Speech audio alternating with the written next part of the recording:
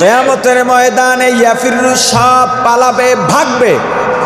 দুনিয়ায় মা আর সন্তানের সঙ্গে এত সম্পর্ক, বলে কিয়ামতের ময়দানে সন্তান মাকে বলবে, মা একটা মাত্র নেকের অভাবে জাহান্নামে চলে যাচ্ছি। ও মা, দুনিয়ায় এত আদর করলা, কদর করলা, যত্ন করলা, আমি না ঘুমাইলে তুমি ঘুমাইতা না। একজনের খাবার আছে, মানুষ আমরা দুইজন, তুমি না খেয়ে আমাকে খাওয়াইতা। বাবা বাজারে থেকে 4টা আপেল এনেছেন, একটা বাবা খেয়েছেন, একটা বোন খেয়েছেন, একটা আমি খেয়েছি, আর একটা বাকি আছে তোমার জন্যে। আমি তোমার দিকে তাকিয়ে বললাম, মা ওই আপেলটাও আমার খেতে মনে চায়। তুমি রাগ করলে না, আমাকে হাসি মুখে দিয়ে দিলে। ও মা, আমি অসুস্থ হয়ে গেলে সারা রাত ঘুমাইতে না রে মা, আমার সেবা করতে করতে রাত্রটা নির্ঘুম কাটিয়ে দিতে। মাগো, আজকে সেই সন্তান একটা নেকের অভাবে জাহান্নামে যাইতেছে, মা নেক দাও। মা এত কথা শোনার পরে একটা জবাব দেবেন, তুমি কে, তোমাকে চিনি না। সন্তান ডেকে বলবে, মা কেমনে চিনলা না, আমি তো মুখী সন্তান। মাগো, তোমার স্বামীর নাম অমুক, যিনি আমার বাবা ছিলেন। ও মা, যার জন্য তুমি রাত 3টা পর্যন্ত খাবার নিয়ে অপেক্ষা করতে, যার জন্য তোমার শখ আল্লাহ সব মিটিয়ে দিয়েছ। নানার বাড়িতে তুমি থাকাকালীন সময় ইলিশ মাছের ডিম পছন্দ করতা, আমার দাদার বাড়িতে আসার পরে জানতে পেরেছ আমার বাবাও ইলিশ মাছের ডিম পছন্দ করেন। এটা শোনার পরে তোমার শখ আহ্লাদ এখানেই মাটি করে দিলা আমার বাবার জন্যে। তুমি শুনিয়ে দিলা ইলিশ মাছের ডিম তুমি পছন্দ করো না। আমাদের সামনেও যখন ডিম রাখতা, আমরা তাকাইলে তুমি বলে দিতা ওদিকে তাকাইবা না, এটা তোমাদের বাবার জন্যে। সেই স্বামীকে তুমি কেন চেনো না? মা জবাব দিয়া বলবেন, কিসের স্বামী, কিসের সন্তান, আমার তো বিয়াই হয় না। ইয়াউমা লা ইয়ানফাউ মালুন ওয়ালা বানুন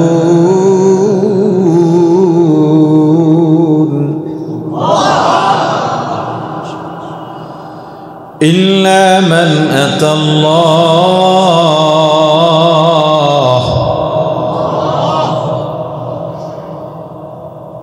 إلا من أتى الله بقلب سليم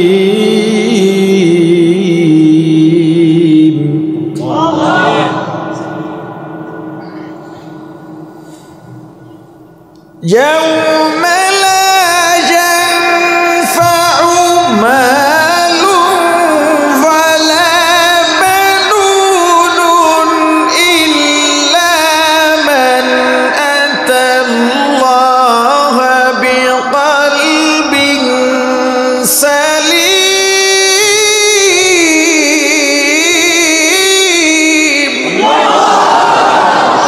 কিয়ামতের ময়দানে লা ইয়ানফা কোনো উপকারে আসবে না, কোনো ফায়দা হবে না। মালুম, তোমার মাল দিয়া কিয়ামতের ময়দানে কোনো লাভ নাই। দুনিয়ায় মালের মালিক হয়ে গেছো, এই মাল দিয়া থানা ম্যানেজ করে ফেলো, এই মাল দিয়া এমপি সাহেবকে ম্যানেজ করে ফেলতে পারো, ওসি এসপিডিসিকে ম্যানেজ করতে পারো, দুনিয়াটাও চাইলে তোমার কবজায় নিয়ে আসতে পারো, এলাকার মানুষগুলোকে তোমার হুকুমে উঠবস করাতে পারো, এলাকায় নতুন নিয়ম জারি করতেও পারো, কিন্তু টাকা পয়সা কিয়ামতের ময়দানে কোনো কাজে লাগবে না। তাহলে যারা সম্পদের পাহাড় গড়তেছো আর মনে করতেছো আমার সম্পদ বেশি দরকার, বেশি দরকার, বেশি দরকার, প্রায় প্রত্যেক আলোচনায় একটা কথা সবাইকে স্মরণ করিয়ে দিই, যাদের জন্য এত মায়া করলাম, যাদের জন্য টাকা পয়সা এত খরচ করতেছি, এত টাকা পয়সা কামাই করতেছি, নিজে খাইলাম না, ঘুমাইলাম না, গায়ের রক্ত পানি করলাম, মাথার ঘাম পায়ে ফেললাম। ওরে মুসলমান, বাজারে গেলাম, ইলিশ মাছ কিনতে মনে চায়, কিনলাম না, টাকা জমাইলাম সন্তানের জন্যে, বিবির জন্যে, মিষ্টি খাইতে মনে চায়, মিষ্টি কিনলাম না, টাকা জমাইলাম। ঈদের সময় সন্তানের জন্য, বিবির জন্য নতুন পোশাক কিনলাম, জুতা কিনলাম, কত পারফিউম কিনে দিলাম, কসমেটিক্স কিনে দিলাম, কিন্তু আমি পুরান জামাটা ধুয়ে ইস্ত্রি করে গায়ে দিলাম, পুরান জুতাটা কালার করে পায়ে পরলাম। আমি আমার ছেলে মেয়েদের যা কিনে দিলাম তাতেই শান্তি অনুভব করলাম। একবারও কি চিন্তা করেছ এই মুহূর্তে যদি তোমার আমার মৃত্যু হয়ে যায়, এই যে সম্পর্ক ছিন্ন হয়ে গেল, সারা জীবনেও আর সম্পর্কের জোড়া লাগবে না। কিয়ামতের ময়দানে তোমার মায়ের কাছে যাইবা, স্ত্রীর কাছে যাইবা, সন্তানের কাছে যাইবা, বাবার কাছে যাইবা, বন্ধুর কাছে যাইবা, নেতার কাছে যাইবা, যে দুনিয়ায় তো তোমাদের সঙ্গে আমার সম্পর্ক ছিল, আমার একটু আজকে হেল্প করো। ইয়াউমা ইয়াফিরুল মারউ মিন আখিহি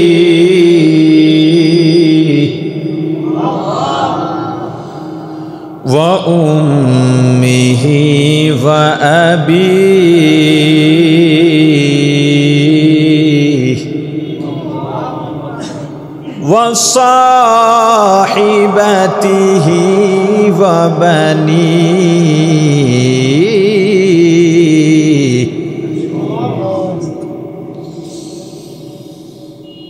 يوم يفر المرء من أخيه وأمه وأبيه وصاحبته وبنيه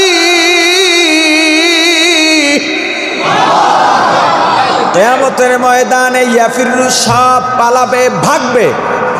দুনিয়ায় মা আর সন্তানের সঙ্গে এত সম্পর্ক, বলে কিয়ামতের ময়দানে কেউ কাউকে চিনবে না। কথাটা সঠিক নয়, সবাই সবাইকে চিনবে, কিন্তু দেখলে পরিচয় দেবে না। সন্তান মা বাবাকে দেখলে পালাবে, মা বাবা সন্তানকে দেখলে পালাবে, ভাই ভাইকে দেখলে পালাবে, বন্ধু বন্ধুকে দেখলে পালাবে, স্বামী স্ত্রী স্ত্রী স্বামীকে দেখলে পালাবে।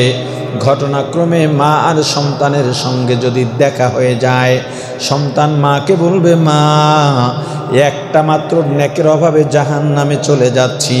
ও মা, দুনিয়ায় এত আদর করলা, কদর করলা, যত্ন করলা, আমি না ঘুমাইলে তুমি ঘুমাইতা না। একজনের খাবার আছে, মানুষ আমরা দুইজন, তুমি না খেয়ে আমাকে খাওয়াইতা। বাবা বাজারে থেকে 4টা আপেল এনেছেন, একটা বাবা খেয়েছেন, একটা বোন খেয়েছেন, একটা আমি খেয়েছি, আর একটা বাকি আছে তোমার জন্যে। আমি তোমার দিকে তাকিয়ে বললাম, মা ওই আপেলটাও আমার খেতে মনে চায়। তুমি রাগ করলে না, আমাকে হাসি মুখে দিয়ে দিলে। ও মা, আমি অসুস্থ হয়ে গেলে সারা রাত ঘুমাইতে না রে মা, আমার সেবা করতে করতে রাত্রটা নির্ঘুম কাটিয়ে দিতে। মাগো, আজকে সেই সন্তান একটা নেকের অভাবে জাহান্নামে যাইতেছে, মা নেক দাও। মা এত কথা শোনার পরে একটা জবাব দেবেন, তুমি কে, তোমাকে চিনি না। সন্তান ডেকে বলবে, মা কেমনে চিনলা না, আমি তো মুখের সন্তান। মাগো, তোমার স্বামীর নাম অমুক, যিনি আমার বাবা ছিলেন। ও মা, যার জন্য তুমি রাত 3টা পর্যন্ত খাবার নিয়ে অপেক্ষা করতে, যার জন্য তোমার শখ আল্লাহ সব মিটিয়ে দিয়েছ। নানার বাড়িতে তুমি থাকাকালীন সময় ইলিশ মাছের ডিম পছন্দ করতা, আমার দাদার বাড়িতে আসার পরে জানতে পেরেছ আমার বাবাও ইলিশ মাছের ডিম পছন্দ করেন। এটা শোনার পরে তোমার শখ আহ্লাদ এখানেই মাটি করে দিলা আমার বাবার জন্যে। তুমি শুনিয়ে দিলা ইলিশ মাছের ডিম তুমি পছন্দ করো না। আমাদের সামনেও যখন ডিম রাখতা, আমরা তাকাইলে তুমি বলে দিতা ওদিকে তাকাইবা না, এটা তোমাদের বাবার জন্যে। সেই স্বামীকে তুমি কেন চেনো না? মা জবাব দিয়া বলবেন, কিসের স্বামী, কিসের সন্তান, আমার তো বিয়াই হয় নাই। हकीकत से तो दुनिया बेखबर है, दुनिया की नुमाइश पर नजर है। নমি গোয়াম কে আজ দুনিয়া জুদাবাস বহরকার কে বাসি বা খুদাবাস সিস্তে দুনিয়া از خدا غافل بودن نئے تماشوں پر ہو فر زندگان دنیا میں ہو دنیا کا طلب گار نہیں ہو دنیا میں ہو دنیا کا طلب گار نہیں ہو دنیا میں ہو دنیا کا طلب گار نہیں ہو बाजार से गुजर हो खरीदार नहीं हो बाजार से गुजर हो खरीदार नहीं हो जागाजी लगाने के दुनिया नहीं है ये इबरत की जाहे तमाशा नहीं है আল্লাহ তাআলার দরবারে লাখো কোটি শুকর ও সুজুদ যে মহান রব্বুল আলামিন আমাদেরকে পবিত্র এক জায়গায় যেখানে নিয়মিত কোরআন তেলাওয়াত চলে তাহাজ্জুদ চলে সমগ্র জাতির জন্য নিয়মিত ছোট থেকে বড় তালেবুল ইলম কোরআনের হাফেজ উলামায়ে কেরাম দোয়া করে থাকেন মাদ্রাসার ঘরোয়া এই অডিটোরিয়ামে ইসলাহি মাহফিলে আশা ও বসার মতো তৌফিক দান করেছেন আলোচনা শোনার মতো সুযোগ করে দিয়েছেন এজন্য শুকরিয়া আদায় করি আলহামদুলিল্লাহ খুব সংক্ষিপ্ত আলোচনা করব অনেক গুরুত্বপূর্ণ আলোচনা হয়ে গেছে হঠাৎ করে একটি প্রোগ্রাম এত শানদার হয়ে যাবে এটা আসলে কল্পনার বাহিরে ছিল কারণ এই প্রোগ্রামের ঘোষণা হয়েছে আজকে বিকাল ৩টার পরে এবং প্রাথমিক কথা হয়েছে রাত ২টোর পরে বা কিছু আগে পরে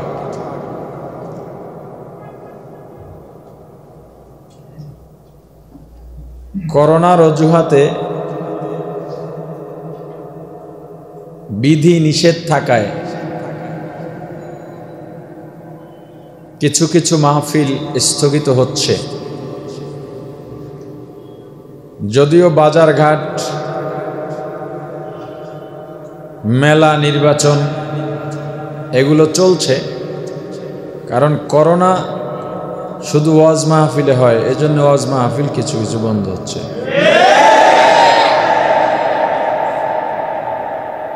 ওয়াজ মাহফিলের মাধ্যমে করোনা বাড়ে না কমে রোগ দেওয়ার মালিক কে রোগ নেওয়ার মালিক কে মাস্ক পরেছে একা ঘরে থেকেছে এরপরও যাদের করোনা হওয়ার হইছেই মাস্ক পরে নাই অনেকে ভ্যাকসিনও নেয় নাই এরপরও করোনা হয় নাই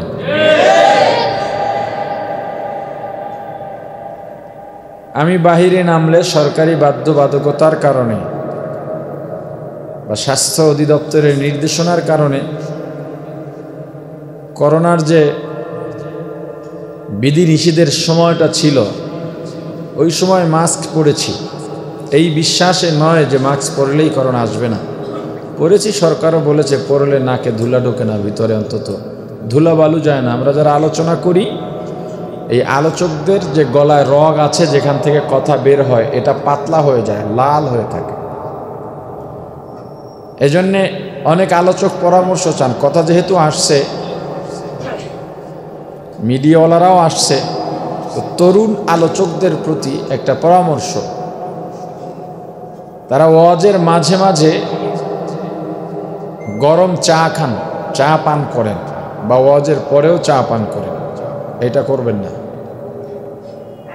আমি কিন্তু চা খাই না এটা আপনারা হয়তো জানেন না কারণ এদেশের আলোচকরা চা খায় না এটা শুনলেও একটু কেমন লাগে ঠিক না আমি কিন্তু চা খাই না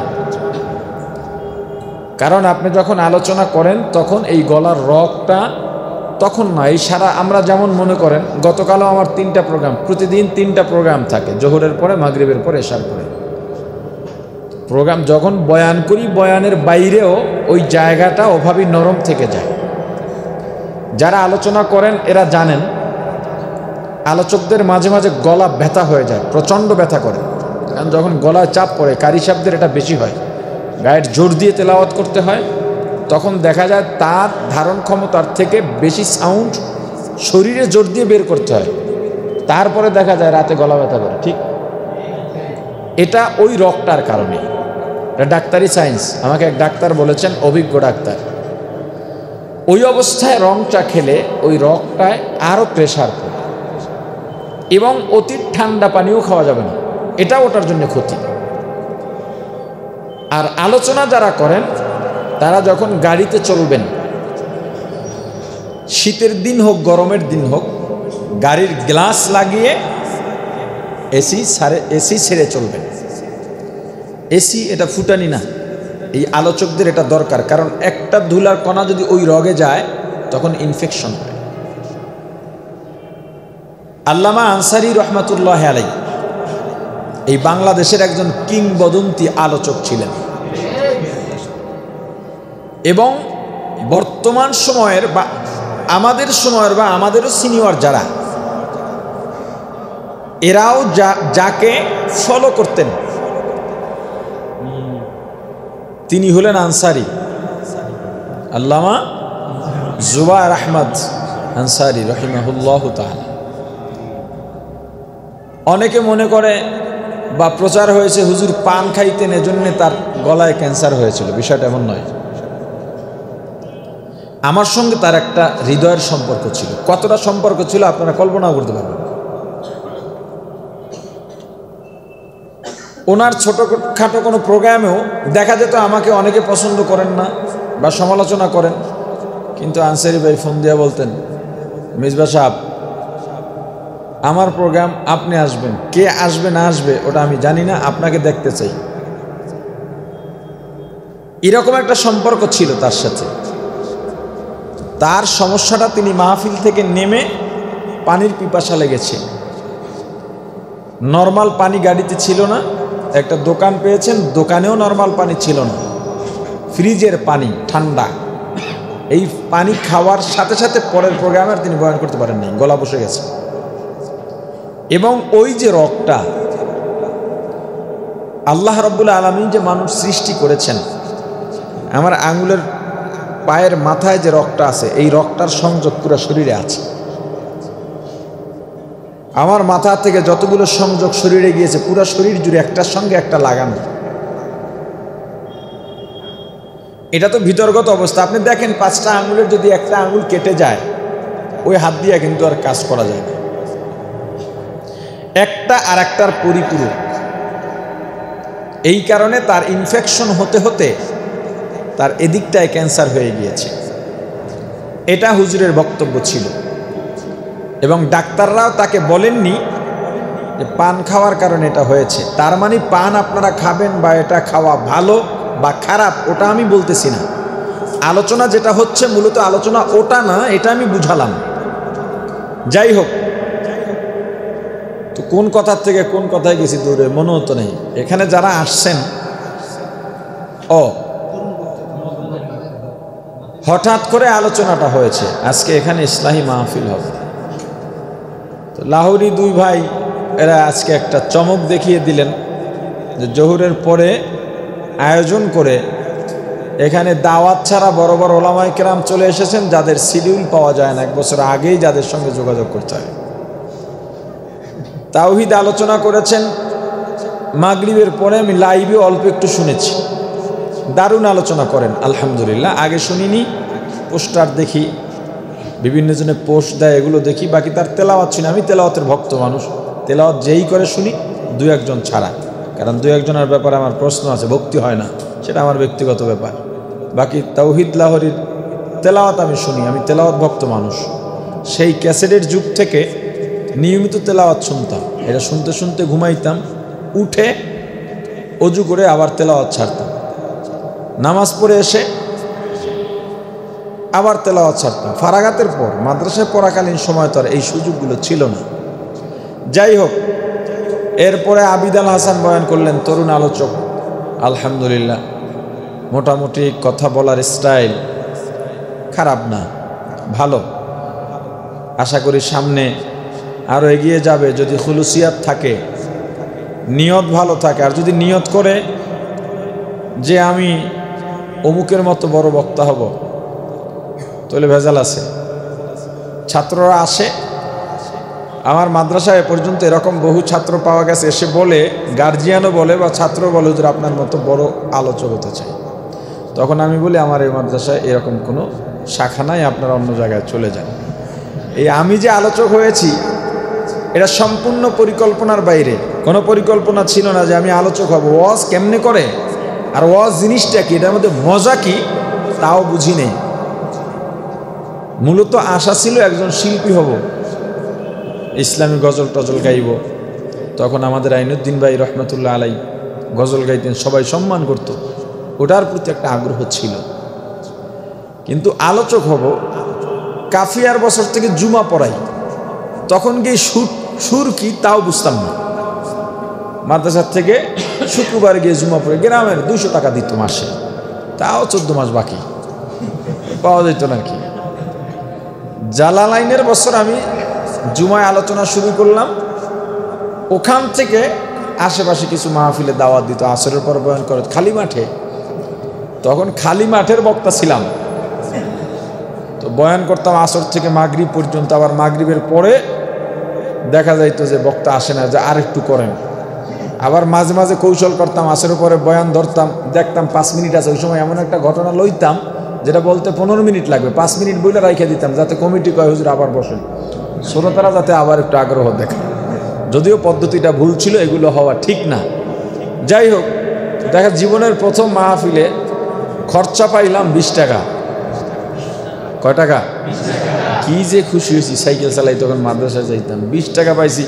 10 টাকায় নাস্তা করছি, চটপুটি হালিম 5 টাকায় পাওয়া যেত প্লেট ভরে। সেই জালালাইন আমি ফারেক হলাম 5-6, এখন কত বছর হলো? প্রায় 15 বছর, 15-16 বছর হয়ে গেছে। তা জালালাইন আরও 3-4 বছর আগে, 3 বছর আগে, অনেক আগের কথা তো। বাকি 10 টাকা বালিশের নিচে রাখলাম, মাঝে মাঝে উঠাই দেখি টাকাটা আসেনি। তো আমি হাদিয়া না বলে 20 টাকা খরচা কেন বললাম? ওয়াজে যেই টাকা কমিটির থেকে দেয় এটাকে হাদিয়া বলে না, সুযোগ নাই হাদিয়া বলার। বড় বড় মুফতি সাহেবরা এখানে আছেন, তারাও হয়তো চিন্তা করতেছেন মেজবা ভাই এটা কি বলতেছেন। হাদিয়া বলাতে সম্মানজনক। হাদিয়া কাকে বলে? মহাব্বতের নিদর্শন স্বরূপ। আমি আপনাকে ভালোবাসি বা আপনি আমাকে ভালোবাসেন। এই যে আমার নতুন এক ভাইয়ের সঙ্গে পরিচয় হয়েছে, মহাব্বতের ভাই, দেখা হয় না এখনো, দাইমি ভাইয়ের মাধ্যমে। উনি বলতেছেন উনি মাছের ব্যবসা করেন, বড় বড় মাছ নিয়ে আসবেন আমার অফিসে, আমার বাসার জন্যে। এই যে মাছ নিয়ে আসবেন, আপনাদের কি মনে হয় উনি টাকা নেবেন আমার থেকে? মাছ দিয়া 2 দিন পরে আবার ফেরত নেবেন? জবাব দেন না কেন?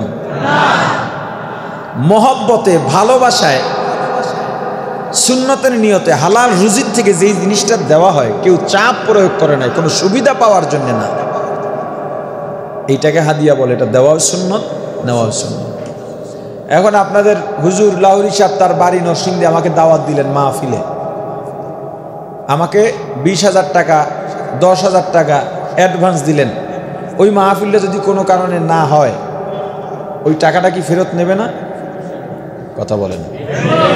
আজকের মাহফিল ছিল আমার দোহারে, আর একটা ছিল নবাবগঞ্জে। তো এই মাহফিলগুলোর থেকে আমাকে আগেই তারা কিছু খরচা দিয়ে গেছে। তাদের মাহফিল হবে না বইলেই বলছে টাকাটা কেমনে ফেরত পেতে পারে। হাদিয়া যদি হতো টাকাটা ফেরত নিত, তাহলে এটাকে হাদিয়া বলে না। এটা নিয়ে তো অনেক কথা হয়। যাই হোক, ইসলাহি মাহফিল, ইসলাহ করার মতো যোগ্যতা তো আমার নাই, বরং নিজেরই ইসলাহ দরকার। তো আলোচনা, মুজাকারা, মুজাকারা মানে আপনিও বলবেন আমিও বলবো, আপনার থেকে আমি কিছু ফায়দা নেব, আমার থেকে আপনি কিছু ফায়দা নেবেন। এটা বাবে মুফালার খাসিয়াত। তো যাই হোক, আমরা এখানে আজকে যে আলোচনা হলো, যে কয়েকজন আলোচনা করেছেন, আবিদ ভালো আলোচনা করেছেন। হারুন ভাইয়ের আলোচনা আমি আগে শুনিনি। উনি একজন নির্ভরযোগ্য এবং আস্থা রাখার মতো আলেম, যিনি ফতুয়া দিলে সেটাকে চোখ বন্ধ করে গ্রহণ করা যায়। আমার কাছে বারবার কামাল ভাই, দাইমি ভাই বলতেন হারুন সাহেবের কথা। অনেক মাহফিল একসঙ্গে, কিন্তু উনি আলোচনা করে চলে যেতেন, আমার সঙ্গে দেখা হতো না। কিন্তু ওনার সাথে আমার অনেকবার দেখা হয়েছে, নাম তো জানি না, এখন দেখে চিনলাম এই লোক। ওনার সঙ্গে অনেক জায়গায় দেখা হয়েছে, চেহারায় দেখলে চিনবে এই লোক নারায়ণগঞ্জের, কারণ দেখা হয়েছে আগে।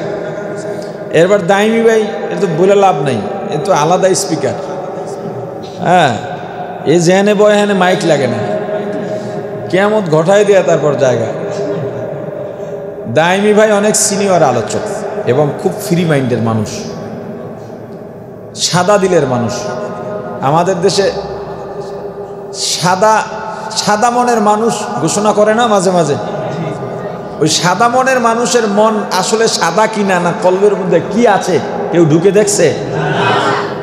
কলব যে সাদা না এটা আমরা বলতে পারি তার চেহারা দেখে, কারণ যার সুন্নতি পোশাক নাই, সুন্নতি লেবাস নাই, মুখে সুন্নত নাই, গায়ে সুন্নত নাই, কথায় সুন্নত নাই, খাওয়ায় সুন্নত নাই, লেনদেনে সুন্নত নাই, চলাফেরায় সুন্নত নাই, বক্তব্যে সুন্নত নাই, আমলে আখলাকে সুন্নত নাই, ব্যবসায় সুন্নত নাই, পরিবারে সুন্নত নাই, দুনিয়ার সবাই মিলেও যদি বলে সাদা মনের মানুষ, আসলে সাদা মন আমরা বলতে পারি না। এটা তাসাউফের লাইনের কথা বলেছি, ইসলাহাতের কথা বলেছি। যেমন তাকওয়া এক জিনিস, জায়েজ না জায়েজ আর এক জিনিস। তাসাউফের লাইনের কথা এক, শরীয়তের কথা আর এক, যদিও একটা ছাড়া একটা সম্ভব না। যেমন মনে করেন আল্লাহু আকবার, আল্লাহু আকবার অর্থ কি বলেন? আল্লাহ সবচেয়ে বড়, এই অর্থ সত্য, এই অর্থ ঠিক আছে। কিন্তু তাসাউফের লাইনে গেলেই সুফিরা বলবেন এটা শিরিক, কারণ ওই লাইনটা আটটা শুদ্ধের লাইন, এটা আল্লাহর কাছাকাছি মানুষকে নিয়ে যায়। আর শরীয়তের সঙ্গে মারিফত যদি না থাকে, শরীয়তের দৃষ্টি, শরীয়তের মাসআলা মাসাইল, শরীয়তের রোকন আর কান, এগুলো জানার পাশাপাশি আল্লাহকেও চেনা লাগবে, অন্তরকে আল্লাহর দিকে ঝুঁকাতে হবে। শরীয়তের মাসআলা জানা ফরজ, তদ্রূপভাবে আত্মা শুদ্ধ করাও, কারণ আত্মা যদি শুদ্ধ না হয় জান্নাত পাওয়া যাবে না। তাহলে আল্লাহ সবচেয়ে বড় বললে একটা কথা এখানে লাজেম হয়ে যায়। কি সেটা? এখানে 10 জন আলেম আছেন, 10 জন আলেমের মধ্যে উনি সবচেয়ে বড়। যখনই বলবো উনি সবচেয়ে বড়, তখন একটা কথা লাজেম হবে, বাকিরাও বড়, তবে ওনার মতো না। উনি সবচেয়ে বড়, এরাও বড়।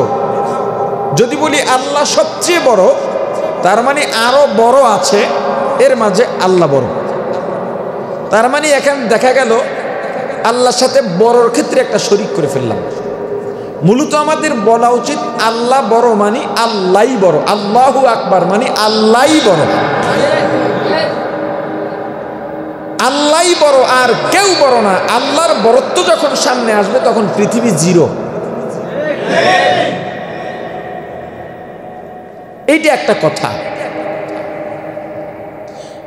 আবার যদি তাসাউফের লাইন আর একটা কথায় যাই, মানুষ ভালো না কুকুর ভালো, বেসিক মাসালা। মানে এখানে ব্যাখ্যা সাপেক্ষে যাবেন না। নামাজ দাঁড়িয়ে পড়া ফরজ না বসে পড়া ফরজ? মাসআলা যখন জিজ্ঞেস করা হবে নামাজ দাঁড়িয়ে, নামাজ পড়বে কিভাবে, দাঁড়িয়ে না বসে, তখন মাসালা বলতে হবে দাঁড়িয়ে পড়া ফরজ। যখনই আপনি কারণ দেখাবেন তখন ইল্লা ঢুকে যাবে। আপনি যদি বলেন না দাঁড়াইয়াও পড়া যায়, বসেও পড়া যায়, এভাবে বলাটা মাসালার সিস্টেম না। মাসালার যেটা বেসিক, যেটা মূল, জিজ্ঞেস করলে ওই উত্তরটাই দিতে হবে। এরপরে আপনি অন্য কারণ সামনে এলে তখন মাসালার ধরন পাল্টাবে আপনার কারণ অনুযায়ী। তাছাড়া বলেন মানুষ ভালো না কুকুর ভালো? স্বাভাবিকভাবে মানুষ ভালো, কিন্তু তাসাউফের লাইনের কথা কি? আমি কবরে গিয়ে মাপ পাওয়ার আগে, নাজাত পাওয়ার আগে নিজেকে কুকুর থেকে ভালো মনে করতে পারি না। আর একটা কথা, একটা মানুষ যখন ফরজ ওয়াজিব সুন্নতে মুআক্কাদা পালন করে তখন কেবল কুকুরের সমান হয়। আসলে তো কুকুর থেকে ভালো। আমি তাসাউফুল লাইনের কথা বলছি, যে এই মানুষটা ফানা ফিল্লা হয়ে যায়, আল্লাহতে ফিদা হয়ে যায়, আল্লাহ ছাড়া কিছু বোঝে না, তখন তার মন্তব্য থাকবে কি? আমি যদি নামাজ পড়ি, নামাজ পড়ে কেবল কি বলে কুকুরের সমান হলাম। কেন? কুকুরও আল্লাহর বিধান পালন করলো, আমিও আল্লাহর বিধান পালন করলাম। আমি যদি কুকুর থেকে ভালো হতে যাই তখন নফল, সুন্নত, সুন্নতে জায়েদা, মুস্তাহাব, আরো যত ভালো কাজ আছে এগুলো আমাকে করতে হবে। তো যাই হোক, ইসলাহি মাহফিল ওলামায়ে কেরাম এসে এটার রং অনেক বাড়িয়ে দিয়েছেন, আলহামদুলিল্লাহ বলি।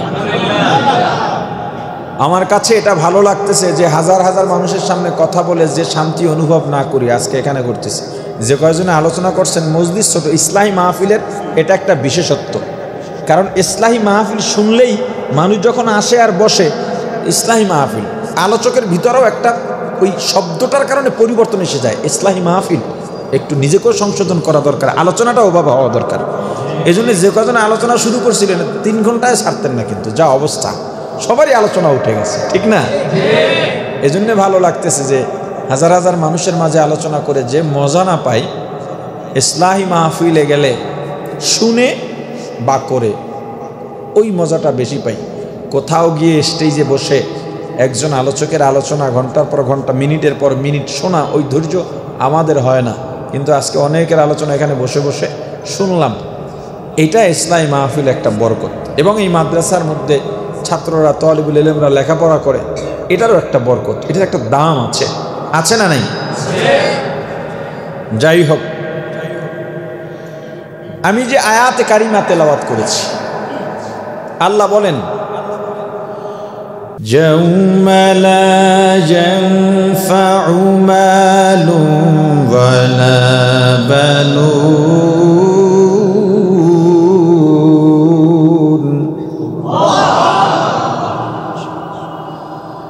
ইল্লা মান আতাল্লাহ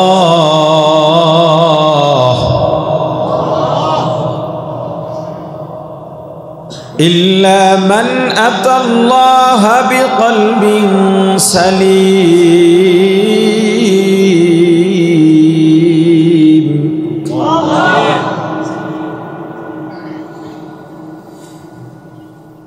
يوم لا ينفع مال ولا بنون إلا من أتى الله بقلب سليم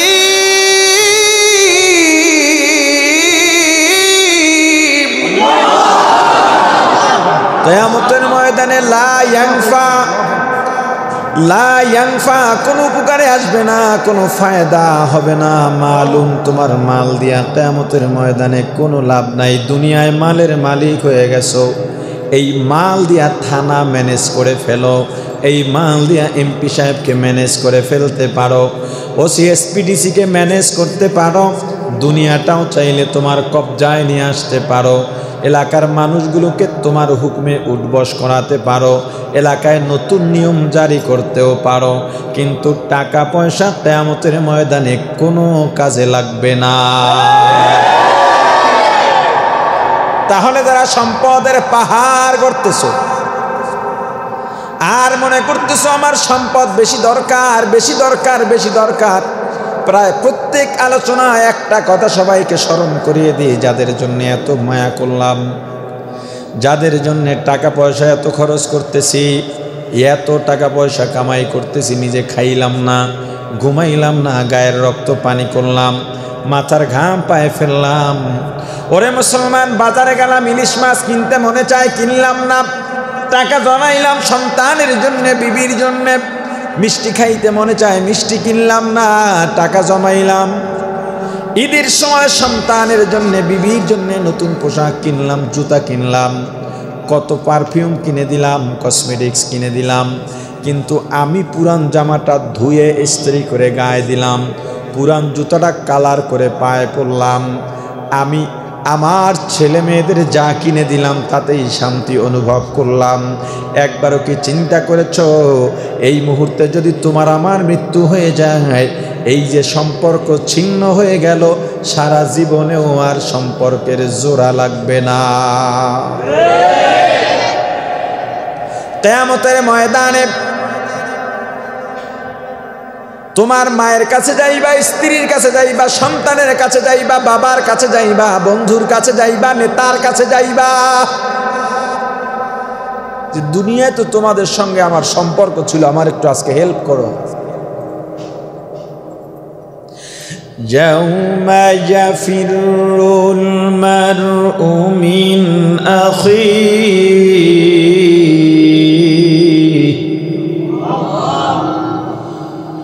ওয়া উম্মিহি ওয়া আবিহি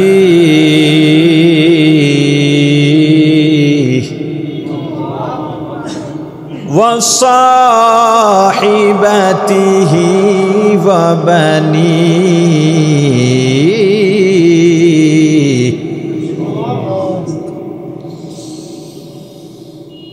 ইয়াউমা ইয়াফিরুল মারউ মিন আখিহি ওয়া উম্মিহি ওয়া আবিহি ওয়া সাহিবাতিহি ওয়া বানিহি। কিয়ামতের ময়দানে ইয়াফিরু, সব পালাবে, ভাগবে।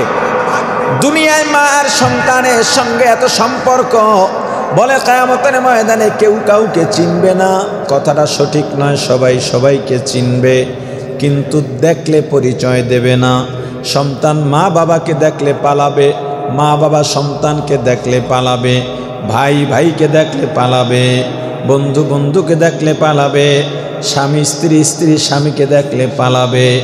ঘটনাক্রমে মা আর সন্তানের সঙ্গে যদি দেখা হয়ে যায়, সন্তান মাকে বলবে, মা একটা মাত্র নেকের অভাবে জাহান্নামে চলে যাচ্ছি। ও মা, দুনিয়ায় এত আদর করলা, কদর করলা, যত্ন করলা, আমি না ঘুমাইলে তুমি ঘুমাইতা না, একজনের খাবার আছে, মানুষ আমরা দুইজন, তুমি না খেয়ে আমাকে খাওয়াইতা। বাবা বাজারে থেকে 4টা আপেল এনেছেন, একটা বাবা খেয়েছেন, একটা বোন খেয়েছেন, একটা আমি খেয়েছি, আর একটা বাকি আছে তোমার জন্যে। আমি তোমার দিকে তাকিয়ে বললাম, মা ওই আপেলটাও আমার খেতে মনে চায়, তুমি রাগ করলে না, আমাকে হাসি মুখে দিয়ে দিলে। ও মা, আমি অসুস্থ হয়ে গেলে সারা রাত ঘুমাইতে না রে মা, আমার সেবা করতে করতে রাত্রটা নির্ঘুম কাটিয়ে দিতে। মাগো, আজকে সেই সন্তান একটা নেকের অভাবে জাহান্নামে যাইতেছে, মা নেক দাও। মা এত কথা শোনার পরে একটা জবাব দেবেন, তুমি কে, তোমাকে চিনি না। সন্তান ডেকে বলবে, মা কেমনে চিনলা না, আমি তো মুখী সন্তান।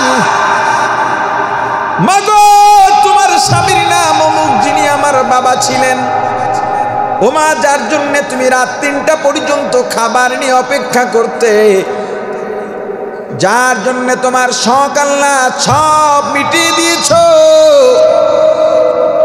নানার বাড়িতে তুমি থাকাকালীন সময় ইলিশ মাছের ডিম পছন্দ করতা, আমার দাদার বাড়িতে আসার পরে জানতে পেরেছ আমার বাবাও ইলিশ মাছের ডিম পছন্দ করেন।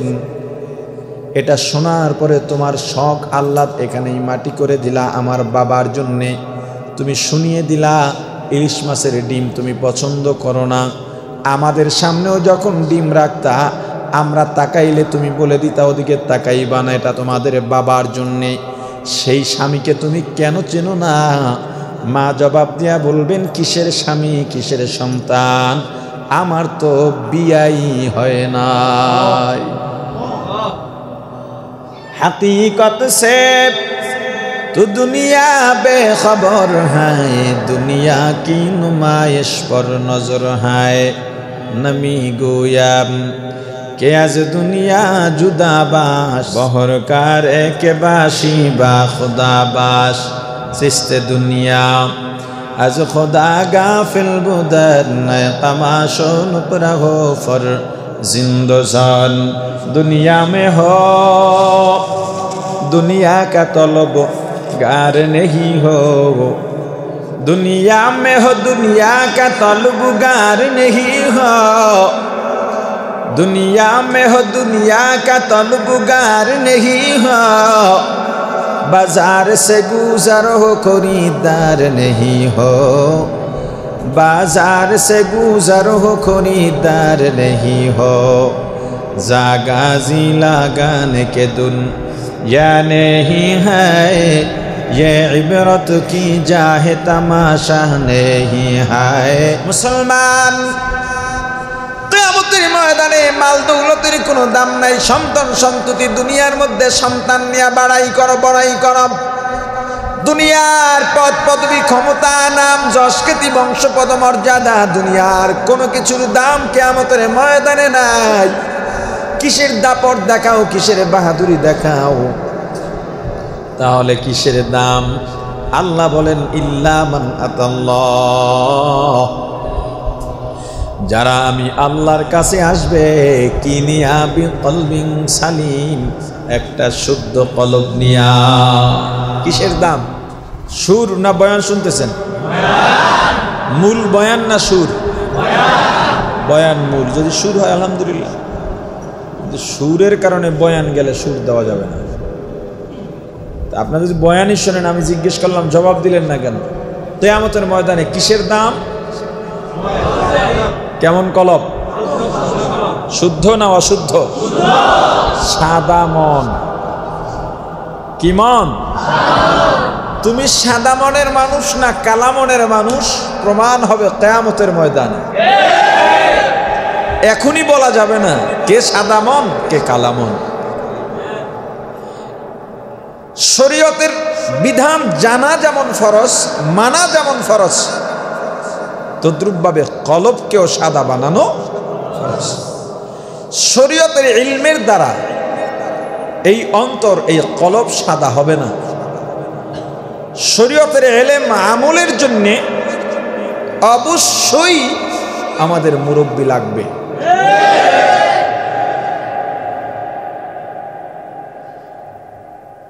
মুরব্বি ছাড়া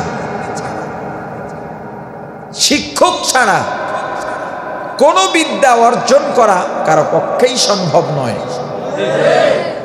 একজন ডাক্তার আপনারাই বলেন আশরাফ আলী থানভী রহমাতুল্লাহ আলাই একটা উক্তি করেছেন যার পীর নাই তার পীর শয়তান এটা নিয়ে আমাদের কিছু ভাই প্রচুরভাবে বিষোদ্গার করেন একেবারে মনে হয় যেন এই কথাটা যিনি বলেছেন সে কাফের হয়ে গেছে অথচ এই কথাটার মর্ম কি কথাটার মর্ম হলো যার শিক্ষক নাই যে মূর্খ শয়তান তাকে ঘেরাও করে নিয়ে যায় কবজা করে নিয়ে যায় আপনি ডাক্তারি বই নিজে নিজে পড়ে স্কুলেও গেলেন না ভার্সিটি কলেজেও গেলেন না ভার্সিটিতেও গেলেন না কোনো ডাক্তারের কাছে প্র্যাকটিক্যালে শিক্ষাও নিলেন না আপনি বই পড়ে পড়ে দেখলেন এই ওষুধ খাইলে পেটে ব্যথা যায় এই ওষুধ খাইলে আমাশা বন্ধ হয় এইভাবে দেখতে দেখতে আপনি একটা চেম্বার খুলে বসছেন এখানে যত জটিল ও কঠিন রোগ আছে এগুলোর চিকিৎসা করা হয় আপনি বলেন ওই চেম্বারে যদি রোগীরা নিয়মিত যাওয়া শুরু করে প্যারাসিটামল আর নাপা ছাড়া জ্বর পেটে ব্যথা মাথা ব্যথা ছাড়া অন্য রোগের রোগী গেলে রোগী ভালো হবে না আরো রোগ বাড়বে এটা ঠিকই বুঝলেন কিন্তু শরীয়তের ক্ষেত্রে যখন হুজুর বললেন যার পীর নাই মানে যার শিক্ষক নাই ইসলাহ করার শিক্ষক যার নাই শরীয়তের ইলমের যার শিক্ষক নাই নিজে নিজে যে শিখতে চায় ওরে শয়তানের ধোঁকা দিয়ে শয়তানের মন গড়া ইলম ওর ভেতরে ঢুকিয়ে দেয় এবং ও তখন মনে করে আমার চেয়ে বড় আলেম জাননেওয়ালা কেউ নাই যেমন শয়তান মনে করেছিল আত্মা শুদ্ধ করার জন্যে ইসলাহ করার জন্যে অবশ্যই শিক্ষক লাগবে। প্রমাণ হারুন ভাই আয়াতে কারিমা তেলাওয়াত করেছিলেন। পয়গম্বর ইব্রাহিম আলাইহিস সালাতু ওয়াস সালাম আল্লাহর দরবারে দোয়া করেছিলেন, আল্লাহ আমাদের বংশ হতে আপনি এমন একজন রাসূল পাঠান যিনি 4টা দায়িত্ব পালন করবেন। এর মধ্যে একটা হলো ইউজাক্কিহিম,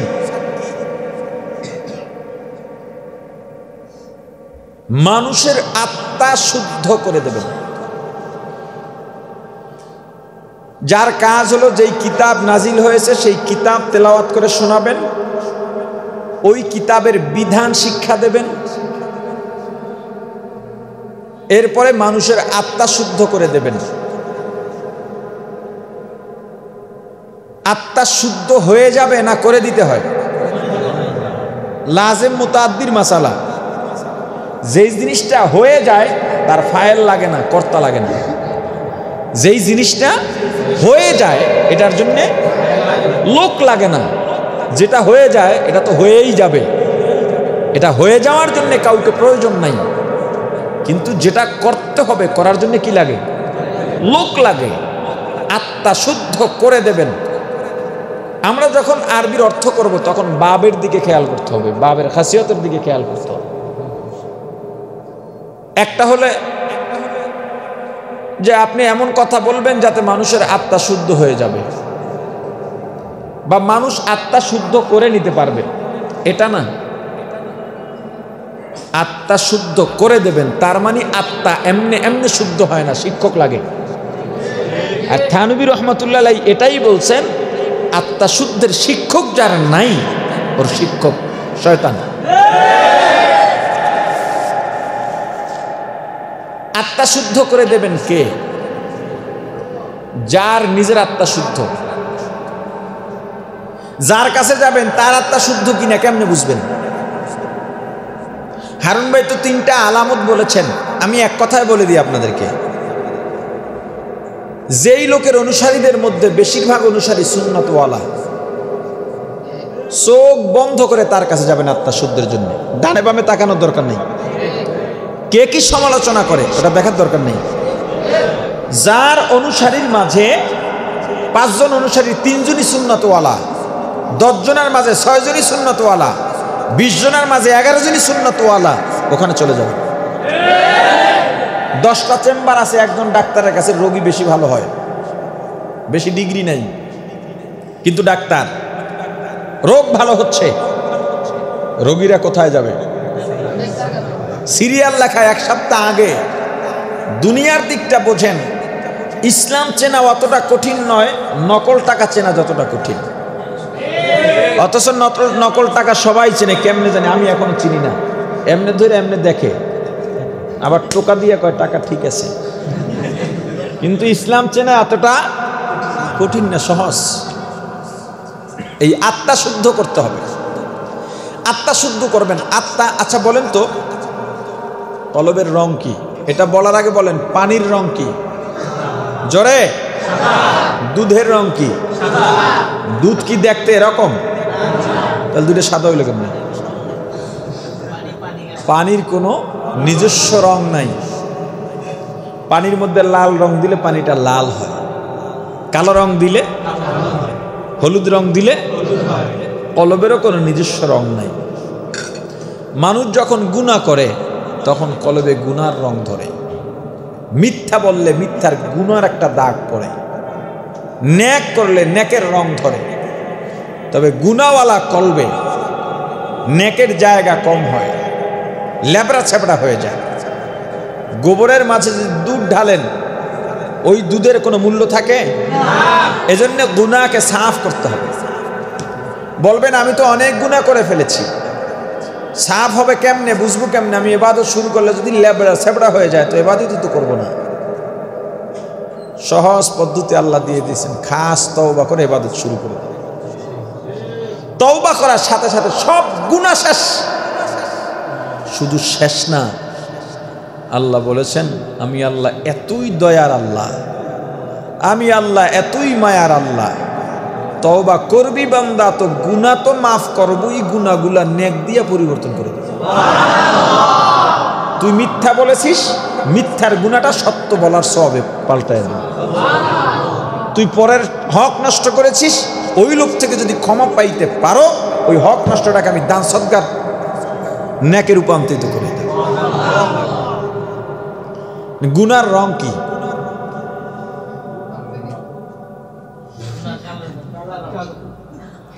এখানে অনেকে আমার আগের আলোচনা শুনেছে, তারা উত্তর দিতে পারতেছে, বা অন্য জায়গার থেকেও এই আলোচনা শুনে তারা উত্তর দিতে পারতেছে। এখন শুনছে পানির কোনো রং নাই, বল্বের কোনো রং নেই, এখন বলে গুনারও কোনো রং নেই। হজে যারা গিয়েছেন বা যাবেন,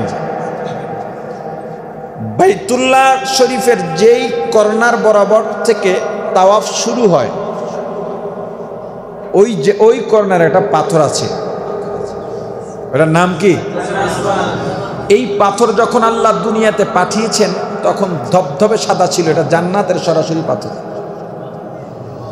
ধবধবে সাদা ছিল, কিন্তু এখন সেটা কালো। বলে না, এখন সেটা কি কালো কেন হলো? আল্লাহ রাসূল সাল্লাল্লাহু আলাইহি ওয়াসাল্লাম বলেছেন, আমার উম্মত যখন এই পাথরে চুমা দেয়, পাথর উম্মতের গুনাহ টেনে নিয়ে যায়। এই গুনাহ টেনে নিতে নিতে পাথর কালো হয়ে গেছে, তার মানে গুনার রং কি?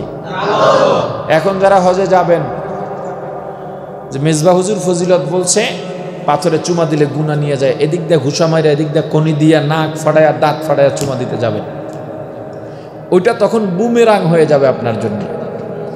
না, আপনার ওই পাথর আসলে গুনাহ ক্ষমা করার কেউ না, গুনাহ নেওয়ারও কেউ না। আমিরুল মুমিনিন খলিফাতুল মুসলিমিন হযরত উমর রাদিয়াল্লাহু তাআলা আনহু পাথরকে চুমা দিয়া বলেন, হে পাথর, তুই আমার আল্লাহ না, আমি তোর বান্দা না। আমি জানি তোর কোনো ক্ষমতা নাই, তুই গুনাহ ক্ষমাও করতে পারবি না, গুনাহ নিতেও পারবি না। তবে তোকে কেন চুমু দিই জানো? কারণ আমার রাসূলকে চুমা দিতে দেখেছি। কষ্ট করে মানুষকে ধাক্কা দিয়ে তারপরে চুমা দেওয়া যাবে না। যদি সামনে হজে যান আপনারা, দূর থেকে দোয়া আছে, তখন আপনাদেরকে সব বলে দেওয়া হবে, আপনাদের মুআল্লিম বলে দেবেন, অথবা আপনারাই জেনে নেবেন পড়ালেখা করতে করতে। ওখানে দূর থেকে দাঁড়িয়ে দোয়া পড়ে হাতের মধ্যে চুম্বন করলেই গুনাহ নেওয়ার মতো লোক যদি আপনি হয়ে থাকেন, গুনাহ দূর থেকেই নিয়ে যাবে। আর যদি গুনাহ টেনে নেওয়ার মতো লোক আপনি না হন, পাথরের সঙ্গে মুখ কেন, ঠোঁট ঘষতে ঘষতে চামড়া উঠাইলেও আপনার গুনাহ যাবে না। আপনার হজের অবস্থা কি এখন মোবাইলের যুগ? বাইতুল্লাহ হাত দেওয়ার পরে সেলফি তোলে এমন বড় বড় হাজি সাহেব আছে না নাই? হজ করতে যায় কি হজের জন্যে? হাজি লাগতে যায়, টাকার গরম আছে না? আমি একটা গল্প বলে থাকি মাঝে মাঝেই হাজিদের, আবার বলবো, এটা হলো আপনাদের রোগ। আমি বলছি বলবো, আস্তে বলে ফেললেন, বলেন, জোরে বলে ফেললেন, বলেন। 3 ঘন্টা আলোচনার পরে যদি বলি বলবো, বিরক্ত, এরপরে কেউ হ্যাঁ কন। এই একটা রোগ আছে, এটা কোনো ক্ষেত্রে ভালো, কোনো ক্ষেত্রে অতিরিক্ত হয়ে যায়। কথা বুঝে আসছে তো? হাজি হজে গেছে, প্রতি বছর হজে যায় যাতে তাকে সবাই হাজি সাহেব বলে ডাকে, কিন্তু কেউ হাজি ডাকে না। বেচারার মনে বড় দুঃখ, একেবারে হজ করতে করতে বুড়া হয়ে গেছে। এই দুঃখ যদি দুঃখ নিত তো আমাদেরও আছে। দাইমি ভাই বারবার হজ করে, কতবার করছে হিসাব নাই, 13-14 বার করা হয়ে গেছে। এর নামে কেউ আলহাজ হাজি লেখে না। আপনার কি এই দুঃখটুকু আছে? বেচারা হজ করতে করতে বুড়া হয়ে গেছে, শেষ সময় দুর্বল, আল্লাহর কাছে দোয়া করতেছে মক্কায় বসে, আল্লাহ, হজ করতে করতে বৃদ্ধ হয়ে গেছি, দুর্বল, এখনো কেউ হাজি ডাকে না। আল্লাহ, শেষ বয়সে একবার হাজি ডাক শোনাও। আল্লাহ দোয়া কবুল করে ফেলেছেন, তবে দিক ভাবে নয়, উল্টো ভাবে। উনি তো আল্লাহর দরবারে দোয়া করতেছেন উপরের দিকে তাকাইয়া, নিচে রোডে কি আছে তা তো আর দেখেন। কে জানি পায়খানা করে রাখছিল। ওই যে দোয়া করছে আসমানের দিকে তাকাইয়া নিচে পায়খানার উপরে পা পড়ে ফিসলাইয়া চিৎপটায়। তো এতে গায়ের বিভিন্ন জায়গায়, শরীরের বিভিন্ন জায়গায় ময়লা লেগে গেছে, পায়খানা লাগছে।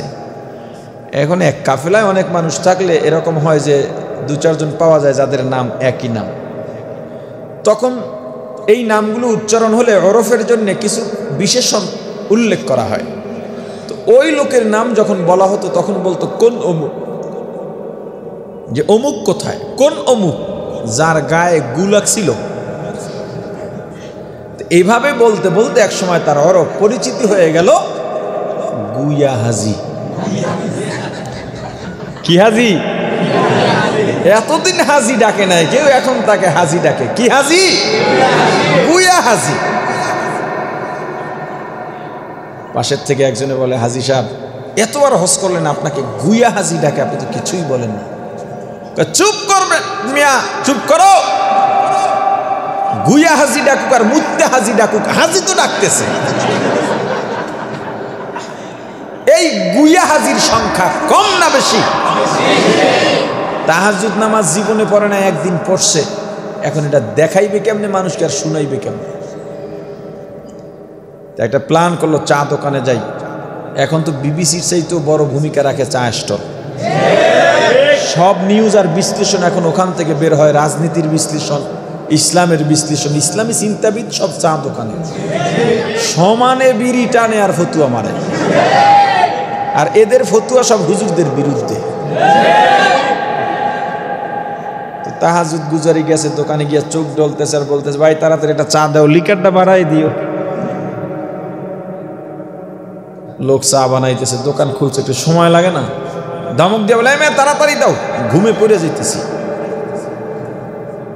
দোকানদার এরপরে জিগায় না, কি লেগে ঘুমান নাই। উনি তো চাইতেছে আমার জিজ্ঞেস করুক কেন ঘুমাইনি। এবার চা দাস না করে টুলের উপরেই ঘুমায় পড়বো নাকি? কেন রাতে ঘুমান নাই? প্রশ্নটা জুত মতো হয়েছে। এবার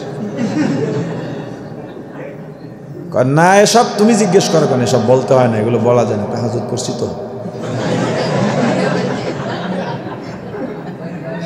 এটা কি তাহাজ্জুদি না গুয়া তাহাজ্জুদি?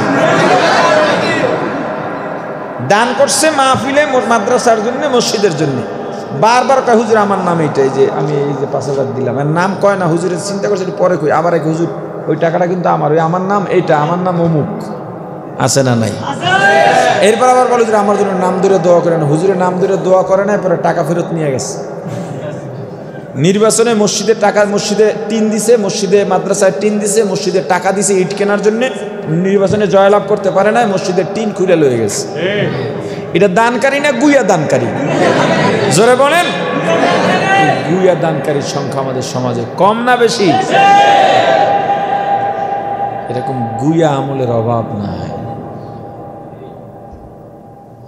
কলবকে শুদ্ধ বানাতে হবে। তো গুনার রং কালো। আপনি ধরে নেন আপনার কলবটা একটা গ্লাস। এখন আমারে আবার বলবে, মিয়া কোরআন হাদিস দিয়া কথা কন, এখানে কোরআন হাদিস আছে? চিন্তা করেন, যারা এই অভিযোগ দেয় তাদের বয়ানগুলো তাকাইলে দেখি শুধু সমালোচনায় ভরা, এরপরে অপ্রাসঙ্গিক কথায় ভরা। এখন আমি কোনো কথা বললেই বলে কোরআন হাদিস দিয়া কথা বলেন। আসলে তারা আমার আলোচনার সমালোচনা করে না, তারা সমালোচনা করে আমার। কেমনে বুঝলাম? আমি সূরা ফাতিহার তাফসির করলাম, সূরা ফাতিহার তাফসিরে এসে মন্তব্য করতেছে, কিসসা কাহিনী আর কতদিন বলবেন, এবার কোরআন হাদিস দিয়ে আলোচনা করেন। বুঝাইতে পারিনি। আলোচনা করলাম কিসের? সূরা ফাতিহা কি বাইবেল? হুমায়ুন আহমদের কোনো নাটকের বই? সূরা ফাতিহার তাফসির করলাম। আমার এসে মন্তব্যে লিখতেছে, কিসসা কাহিনী আর কতদিন বলবেন, এবার কোরআন হাদিস দিয়ে আওয়াজ করেন। কে বলে জানেন? যারে দাঁড় করাইয়া সূরা কাউসার, সূরাতুল কাউসার, কোরআনের সবচেয়ে ছোট সূরা, জিজ্ঞেস করলে প্যান্টও ভেসবে, পুরা মাটিতে সাগর বইয়া যাবে। এই একটা শ্রেণী তৈরি হয়ে গেছে যাদের কাজই হলো উলামায়ে কেরামের বিরুদ্ধে কথা বলা। আল্লাহ হেফাজত করেন। এখন কলব কেমনে শুদ্ধ করবেন? ধরে নেন, এটা স্রেফ একটা উদাহরণ। এটা কোনো শরীয়ত না, হাদিস না, কোরআন না, একটা উদাহরণ বোঝার জন্যে। এই কলবকে গ্লাস মনে করেন, পানিটাকে গুনাহ বা নেক মনে করেন। আপনার কলব নামক গ্লাসের মধ্যে কালো গুনার পানিতে ভরে গেছে। এখন এই গুনাহটা বের করবেন কেমনে? তওবার পানি হাতে নিতে হবে, স্বচ্ছ পানি। তওবার পানি নিয়ে আপনি এই গ্লাসের মধ্যে ঢালতে থাকবেন, কয়েক জগ পানি নেবেন। ঢাললে গ্লাসটা ভরে এক সময় পানি চারদিক থেকে ওভার হয়ে পড়তে থাকবে। পড়তে পড়তে পড়তে পড়তে পড়তে পড়তে এক সময় দেখবেন এই পানিটা এরকম স্বচ্ছ হয়ে গেছে, কালো রং আর নাই। আপনার কলবে তওবা এবং নেক আমলের পানি ঢালা শুরু করতে হবে। শর্ত, এটার মধ্যে যখন আপনি স্বচ্ছ পানি ঢালবেন, মাঝে মাঝে 1-2 ফোঁটা আবার কালো রং দেবেন, তাতে আপনার পানি কিন্তু শুদ্ধ হবে না, ও কালো থেকেই যাবে। আপনার কলবের ক্ষেত্রেও গুনাহ আর করা যাবে না তওবার পরে। আল্লাহ না করুন, আল্লাহ না করুন, যদি গুনাহ হয়েই যায় সঙ্গে সঙ্গে তওবা করে নিতে হবে। আমরা তো এখন গুনার প্রতিযোগিতা করতেছি, কে কাকে কিভাবে ঠকাতে পারে আর কিভাবে নিচু করতে পারে। জানে আমি এই কথাটা বললে কত বড় গুনাহ হচ্ছে, তবু বলেই যাচ্ছে। কিসের নেশায়, কি কারণে? বিশেষ করে অনলাইনে এখন গুনার সমাহার। একটা ছেলে প্রসাব করে কিভাবে কুলুক ব্যবহার করতে হয় ঢিলা, টিস্যু কিভাবে ব্যবহার করতে হয়, পানি কিভাবে খরচ করতে হয়, পানি না থাকলে আমি কিভাবে ঢিলা কুলুক বা টিস্যু ব্যবহার করব, টিস্যু ঢিলা কুলুক না থাকলে শুধু পানি দিয়ে কিভাবে পবিত্রতা অর্জন করব, এতটুকু জানে না। অজু কিভাবে করতে হয়, অজুর নিয়ম কি, সুন্নত তরিকা কি, এটা জানে না। সে আল্লামা শাহ আহমদ শফির বিরুদ্ধে ফেসবুকে লেখে, সে চরমনাই পীরের বিরুদ্ধে ফেসবুকে লেখে, সে মামুনুল হক মামুন ভাইয়ের বিরুদ্ধে ফেসবুকে লেখে, সে ওলামায়ে কেরামের বিরুদ্ধে ফেসবুকে লেখে। এই যে অবস্থা, এই যে অধপতন, এই অধপতন রোধের জন্যে আমাদের কার্যকরী পদক্ষেপ হলো এদেশে যারা রুহের চিকিৎসক আছেন তাদের শরণাপন্ন হওয়া। সবাই নষ্ট হোক, আমি হব না, আমি হব না, এটা হলো প্রথম টার্গেট। দ্বিতীয় টার্গেট হলো অন্য কাউকেও নষ্ট হতে দেব না। আগে নিচে, তারপরে অন্যদেরকে। উ আনফুসাকুম ওয়া আহলিকুম নারা, এটা মনে রাখতে হবে। আল্লাহ আমাদেরকে বোঝার তৌফিক দান করেন। সকলে বলেন আমিন। আরো জোরে বলেন আমিন। বয়ান শেষ, কিছু প্রশ্ন এসেছে। তালেবুল ইলমদের মাঝে মাহফিল, পাশে যাত্রাবাড়ি মাদ্রাসা, শত্রু মিত্র সবই তো আছে। যেগুলো দেওয়ার মতো সেগুলো দেব, যেগুলো দেওয়ার না সেগুলোর উত্তর দেব না। অনেকগুলো প্রশ্নের এক প্রশ্ন, ইল্লাল্লাহ জিকির জায়েজ কিনা। এই বিতর্ক আজকের নতুন না, অনেক আগের। শরীয়তের মাসআলা জানতে চাইলে এ ব্যাপারে মুফতিয়ানে কেরাম আগেই ফতোয়া দিয়েছেন। বিশেষ করে দারুল উলুম দেওবন্দ থেকে ফতোয়া দেওয়া হয়েছে ইল্লাল্লাহ জিকির জায়েজ। কিন্তু আমার মতামত যদি জানতে চান, আমি মনে করি ইল্লাল্লাহ জিকির করলেও ক্ষতি নাই, না করলেও কেউ জাহান্নামে যাবে না। অতএব এই ইল্লাল্লাহ জিকির নিয়ে আলাদা ফেরকা তৈরি না করা, এটাকে মূল বিষয়বস্তুতে না টানা, এটা নিয়ে বাড়াবাড়ি না করা। যতটুকু জানি ইল্লাল্লাহ জিকির যারা করেন তারা একটা সবক হিসেবে, রুহের চিকিৎসা হিসেবে এই ইল্লাল্লাহ জিকির করতে বলেন। যদিও হাদিস শরীফে রাসূল করিম সাল্লাল্লাহু আলাইহি ওয়াসাল্লাম তসবিহ হিসেবে ইল্লাল্লাহ জিকিরের কথা বলেননি। ইল্লাল্লাহ জিকির তসবিহ হিসেবে ব্যবহার করা যাবে কিনা এ বিষয়ে প্রশ্ন থাকতে পারে। ইল্লাল্লাহ জিকির করা যাবে কিনা এ ব্যাপারে সমাধান মুফতিয়ানে কেরাম দিয়েছেন। ইল্লাল্লাহ জিকির করা যাবে ব্যাকরণগতভাবে, এটাতে কোনো অসুবিধা নাই এবং এটার দ্বারা গুনাহ হবে না। কিন্তু তসবিহ হিসেবে রাসূল করিম সাল্লাল্লাহু আলাইহি ওয়াসাল্লাম তসবিহ হিসেবে যে জিকিরগুলো দিয়েছেন, আমল দিয়েছেন, তার মাঝে ইল্লাল্লাহ জিকির নাই। আল্লাহ রাসূল বলেছেন সুবহানাল্লাহ ওয়ালহামদুলিল্লাহ ওয়া লা ইলাহা ইল্লাল্লাহ আল্লাহু আকবার, তসবিহ হিসেবে এগুলো বলেছেন। আল্লাহ জিকির এগুলো করা যায়। ইল্লাল্লাহ জিকির কোনো পীর যদি মুরিদকে বলেন সে করতে পারে, এতে গুনাহ হবে না এবং এটা নিয়ে কোনোভাবেই বাড়াবাড়ি করা যাবে না।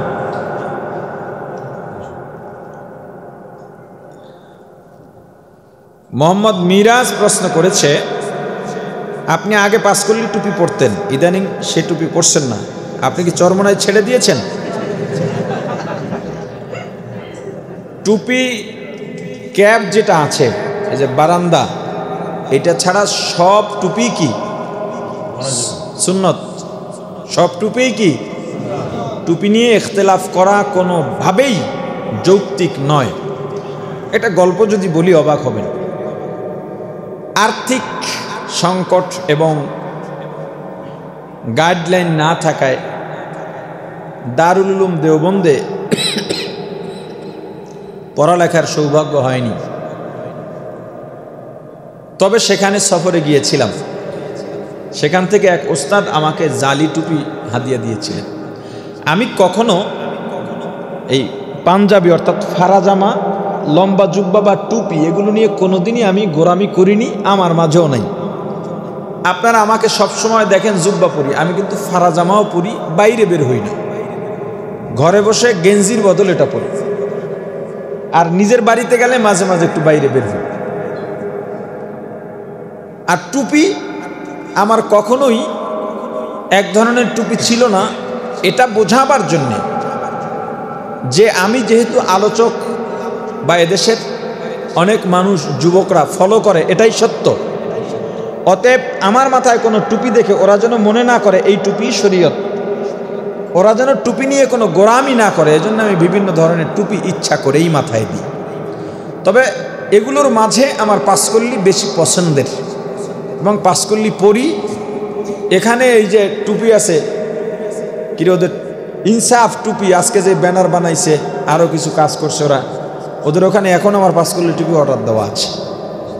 তো আমাকে দারুল উলুম দেওবন্দ থেকে যখন এক ওস্তাদ আমাকে জালি টুপি দিলেন আর একটা হাতের আংটি দিয়েছিলেন, তো এই জালি টুপি আমি মাথায় দিয়ে আমার এই এলাকায় হাঁটতেছি, দুজন ভদ্রলোক দিনদার একজন আর একজনকে বলতেছে, হায় হায় দেখছো অবস্থা কি, মেজবা সাহেব তো গোমরা হয়ে গেছে।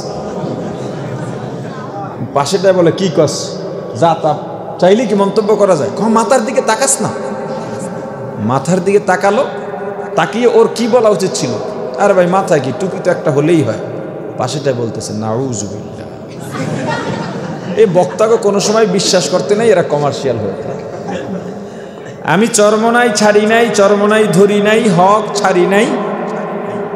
আমি সবার রাজনৈতিক দলগতভাবে চরমনাইকে সমর্থন করি, তবে ছাত্র রাজনীতির পর থেকে আমি কখনো কোনো দায়িত্ব পালন করিনি। আমি সবার সঙ্গে আছি, আমি কারো অন্ধ অনুসরণ করি না। এখন আমি চরমনার সমর্থন করলেই যে পাঁচকল্লি পড়তে হবে, ওই চরমনার পীর সাহেবরাও তো এই কথা আমাকে কখনো বলেননি তোমার পাঁচকল্লিই পড়তে হবে।